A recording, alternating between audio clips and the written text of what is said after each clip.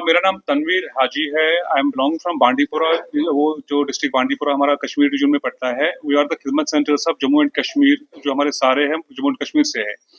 सबसे इम्पोर्टेंट है, सबसे पहले मैं आप लोगों का तहे दिल से शुक्रिया करता हूं, क्योंकि जब भी हमें कभी प्रॉब्लम हुई, you are the only one जो हमें पूरा भरपूर सपोर्ट करते हैं और हमारी जो जेन्युइन डिमांड्स है उनको आगे लेके जाते हैं।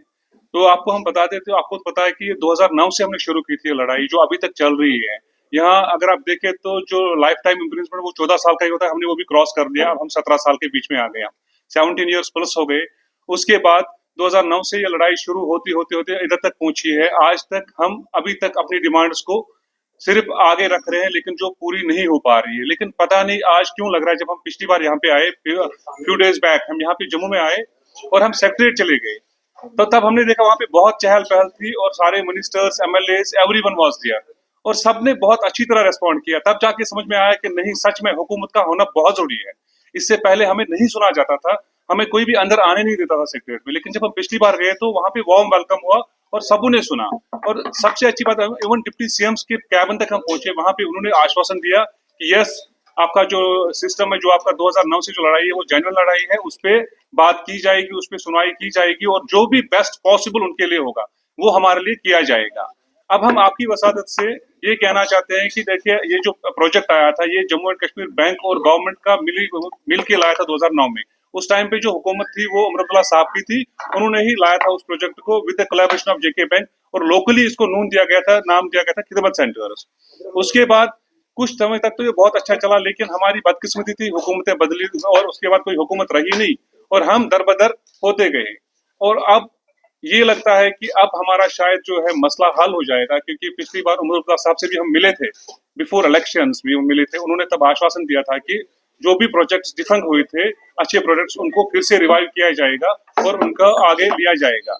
और हमारे अभी जेके बैंक की तरफ से नए चेयरमैन साहब भी आए हैं। आप देखिए, अगर आपको पिछला बाइट याद होगा, आपके पास आप ही ने इंटरव्यू किया था, तब से 4, 5, 7 साल हो गए हम चेयरमैन साहब से नहीं मिल पाए, नहीं, मतलब कोई भी मिलने नहीं देता है। अब नए चेयरमैन साहब आए, शायद अब उनके लिए भी पॉसिबल, क्योंकि आप लगता है रास्ते खुल गए हैं, अब यूथ अपनी बात आगे रख सकता है। अगर आज की हुकूमत देखे जाए, चाहे आपका मेन स्ट्रीम पार्टी है, चाहे अपोजिशन है, सबका एक नारा तो कॉमन है। बाकी वो आपस में क्या करते हैं वो अलग चीज है, लेकिन एक कॉमन नारा था, वो यूथ है। यूथ फोकस्ड सारे हैं, सब कह रहे हैं कि नहीं, यूथ को प्रॉब्लम्स नहीं होनी चाहिए, यूथ का हमें सुनना पड़ेगा और यूथ को आगे करना पड़ेगा। क्योंकि अगर जम्मू एंड कश्मीर स्टेट को अच्छा प्लेस, तो बोलते हैं ना, the better place for living अगर बनाना है तो यूथ ओरिएंटेड बनना जरूरी है। और अच्छी और भी देखिए, अभी हम पिछली बार असेंबली भी गए थे, वहां पे भी देखा था, तो उसमें भी यूथ, बहुत सारे जो यूथ ने इसमें एंटर किया है, जो यूथ की बात करते हैं, यूथ की सुनवाई करते हैं।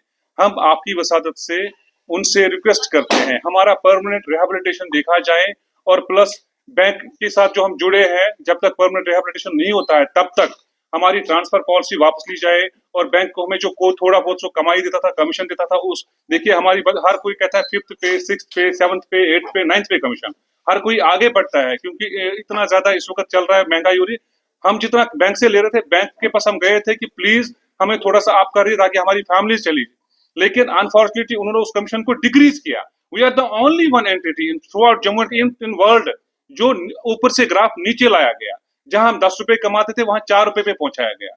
हम आपकी वसादत से उनसे भी रिक्वेस्ट करते हैं, उसको भी देखा जाए। और पिछली बार हमारे कुछ बंदे, उनकी डेथ हुई, जो हमने पहले एग्रीमेंट किया था, एग्रीमेंट में हमने मेंशन किया था उस टाइम पे कि जो एग्रीमेंट साइन हुए उसमें लिखा था ये ट्रांसफर साइट है, कि अगर कल को आपके कुछ होता है तो ये आपके बच्चों को ट्रांसफर हो जाएगा। जब हम बैंक के पास गए कि सर हमारे 2 बंधु की डेथ हो गई, तो इनको तो वहां पे जवाब आता है कौन सी ट्रांसफर, वो तो हमने नल एंड वॉइड कर दी।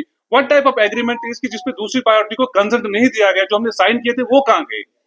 ट्रांसफर पॉलिसी हमने मेंशन किया था, साइन भी किया था, वो भी गायब था उसमें से। और 1209 साइट्स ऑलरेडी दरबदर है और बैंक अभी इस ताक में है कि वो कह रहे हैं कि ब्यूरोक्रेट्स का दबाव आ रहा है हम पे कि और बीसीज आप लगाइए और सेंटर्स लगाइए। जब 1209 दरबदर है, औरों को क्यों दरबदर करना है? पहले हमारे बारे में सोचिए, उसके बाद नई जनरेशन को और लाइए, इसमें कोई प्रॉब्लम नहीं है। लेकिन जब तक हम स्ट्रांग नहीं हो जाएंगे तो ये तो गोया ये हो गया कि एम्प्लॉयमेंट जनरेशन नहीं हो रहा है, ये तो रिवर्स उसका हो रहा है और बेरोजगार बढ़ाए जाते हैं। तो हम आपकी वसादत से सबसे अपील करते हैं, खासकर ऑनरेबल सीएम से, कि please look it in this matter. और हमारा जो ये है, इन्होंने इवन पिछली बार हमारे लिए स्टेपन मनी भी रखा था 7,500 पर मंथ, वो भी जब सरकार खत्म हो गई उसके बाद वो भी बंद किया गया। जिससे हमारा कम से कम जो दुकानों का किराया वगैरह चलता था, उसके बाद थोड़ी बहुत अर्निंग जो घर चलता था। अब हम कुछ नहीं कर पा रहे। हम इस बार रोड्स पे बैठने के लिए नहीं आए हैं, क्योंकि हम ये उम्मीद लेके आए हैं, जो हमने यहाँ का कल्चर देखा परसों से असेंबली में या सेक्रेटरीट में, तो तब लगा कि नहीं, अब वक्त आया है कि यूथ्स का सुना जाएगा, और सारे नॉट ओनली खिदमत सेंटर्स, सब यूथ्स का सुना जाए। जो भी जेन्युइन और लीगल डिमांड्स होगी उनको पूरा किया जाएगा। और हम आप लोगों से भी रिक्वेस्ट करते हैं कि आप लोग भी इसमें हेल्प करिए, ताकि हर कोने और हर किसी के कान में ये बात पहुंचे कि इनका मसला जेन्युइन है और इनको देखा जाए। Thank you very much.